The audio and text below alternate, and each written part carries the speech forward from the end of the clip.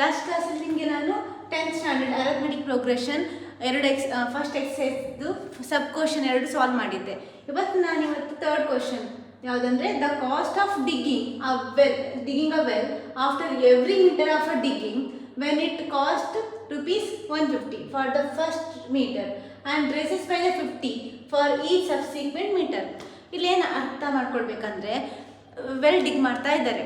1 ಮೀಟರಿಗೆ ಇಲ್ಲಿ ಎಷ್ಟು ಹಣ ಆಗ್ತದೆ? ₹150. ಹಾಗೆಯೇ ಅಡಿಷ್ನಲ್ ಅಂದರೆ ಮೀಟರ್ ಜಾಸ್ತಿ ಆಗ್ತಾ ಹೋದಾಗ ಎಷ್ಟು ಆ್ಯಡ್ ಆಗ್ತಾ ಹೋಗ್ತದೆ? ₹50 ಆ್ಯಡ್ ಆಗ್ತಾ ಹೋಗ್ತದೆ. ಸೊ ನಿಮ್ಗೆ ಇಲ್ಲಿ AP ರೆಡ್ ಜಸ್ಟ್ AP ಬರೀರಿ ಅಂತ ಹೇಳಿದ್ದಾರೆ, ಅಂದರೆ ಸೀಕ್ವೆನ್ಸ್ ಬರಲಿಕ್ಕೆ ಹೇಳಿದ್ದಾರೆ. ನಿಮ್ಗೆ ಗೊತ್ತುಂಟು ಏನು formula, general formula A plus D, A plus 2D, A plus 3D and so on. ಆಯಿತಾ? ಈಗ ನಿಮಗೆ ಫಸ್ಟ್ ಟರ್ಮ್ ಅಂದರೆ ನಿಮಗೆ ಫಸ್ಟ್ ಟರ್ಮ್ ಹುಡುಕ್ಬೇಕು ಇಲ್ಲಿ. ಅಂದರೆ ಫಸ್ಟ್ ಡಿಗ್ಗಿಂಗಿಗೆ 1 ಮೀಟರಿಗೆ ಎಷ್ಟು ಹೇಳಿದ್ದಾರೆ ಹಣ ಇಲ್ಲಿ? 150. ಎವ್ರಿ ಮೀಟರ್ ನೀವು ಆ್ಯಡ್ ಆಗ್ತಾ ಹೋದಾಗ ಎಷ್ಟು ಆ್ಯಡ್ ಆಗ್ತದೆ ₹50. ಸೊ ಇಲ್ಲಿ ನಿಮಗೆ ಎ ಹಾಗಾದರೆ 150 second term A plus D ಅಂದರೆ ನಮಗೆ ಎಷ್ಟು ಡಿಫ್ರೆನ್ಸ್ ಆ್ಯಡ್ ಆಗ್ತದೆ ಇಲ್ಲಿ? 150ಗೆ 50. ಆಯಿತಾ? ಯಾಕಂದರೆ ಇಲ್ಲಿ ಹೇಳಿದ್ದಾರೆ ರೈಸಸ್ ಬೈ ₹50 ಅಂತ. ಆಯಿತಾ? ಸೊ 150 ಇಂಟು ಪ್ಲಸ್ 50 ಮಾಡಿದರೆ 0, 200. ಆಯಿತಾ? ಇದೇ ಥರ A plus 2D 150 plus 2 into 50 ಅಂದರೆ ನಿಮಗೆ ಆಲ್ರೆಡಿ 150 ಪ್ಲಸ್ 50 ಎಷ್ಟು? 200. 200ಗೆ 50 ಆ್ಯಡ್ ಮಾಡಿದರೆ 250. A ಪ್ಲಸ್ 3 ಇಂಟು D ಅಂದರೆ 150 ಪ್ಲಸ್ 3 ಇಂಟು 50 300. ಓಕೆ, ಹಾಗಾದರೆ ನಮ್ಮ ಸೀಕ್ವೆನ್ಸ್ ಏನು? ಫಸ್ಟ್ ಟರ್ಮ್ ಈಸ್ 150, ಸೆಕೆಂಡ್ 200, 250, 300 ಹಾಗೆಯೇ ಸೊ ಆನ್. ಸೊ ನಿಮಗೆ ಬೇಕಾದರೆ ನೀವು ಮೈನಸ್ ಮಾಡಿ ನೋಡಬೇಕಂದ್ರೆ A2 ಮೈನಸ್ A1 ಡಿಫ್ರೆನ್ಸ್ ನೋಡಿದ ಬನ್ನಿ. A2 minus A1 ಅಂದರೆ 200 minus 150 is 50, 250 minus 200 is 50, 300 minus 250 also 50. So ಈ ಥರ. ನೆಕ್ಸ್ಟ್ ಕ್ವಶನ್ ನಿಮಗೆ ಲಾಸ್ಟ್ ಕ್ವಶನ್, ಫೋರ್ತ್ ಒನ್.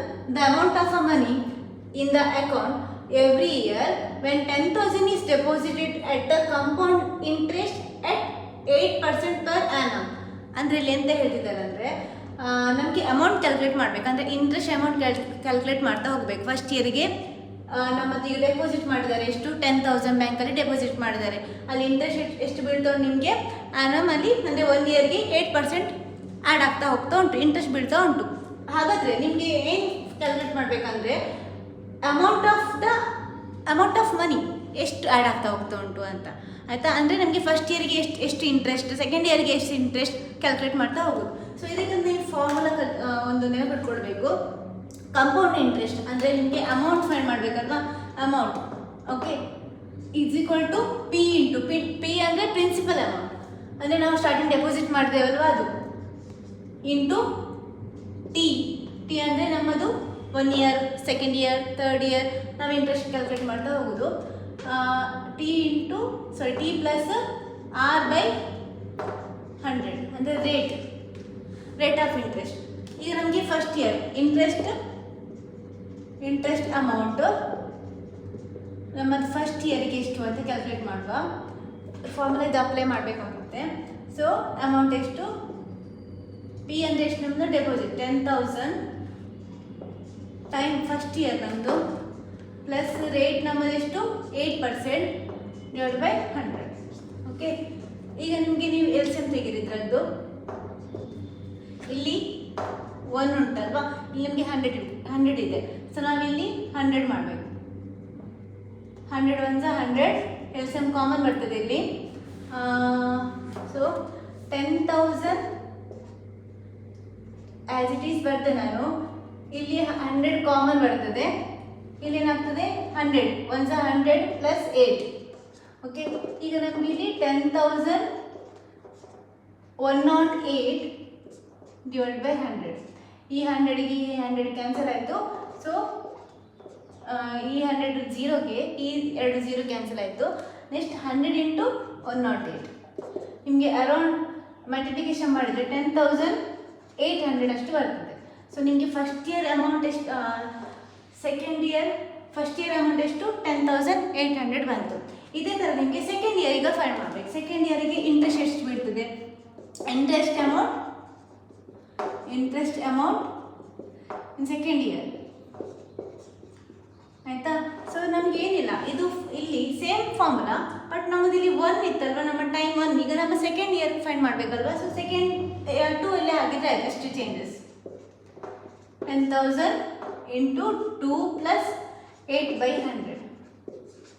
ಇಲ್ಲಿ LCM ತೆಗೆದ್ರೆ ನಿಮಗೆ ಅರೌಂಡ್ ಮಲ್ಟಿಪ್ಲಿಕೇಶನ್ ಎಲ್ಲ ಮಾಡಿದಾಗ ಅರೌಂಡ್ 11,664 ರುಪೀಸ್ ಬರ್ತದೆ, ಆಯಿತಾ.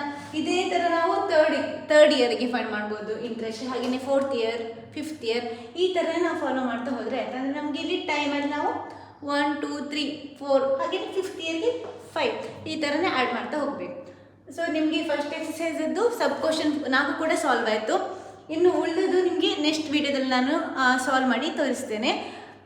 ನನ್ನ ವಿಡಿಯೋ ಇಷ್ಟ ಆದರೆ ನಿಮಗೆ ಮಾಡಿದ ಎಲ್ಲ ಪ್ರಾಬ್ಲಮ್ ನಿಮಗೆ ಅರ್ಥ ಆದರೆ ಇದನ್ನು ಆದಷ್ಟು ಶೇರ್ ಮಾಡಿ, ಲೈಕ್ ಮಾಡಿ. Okay, thank you.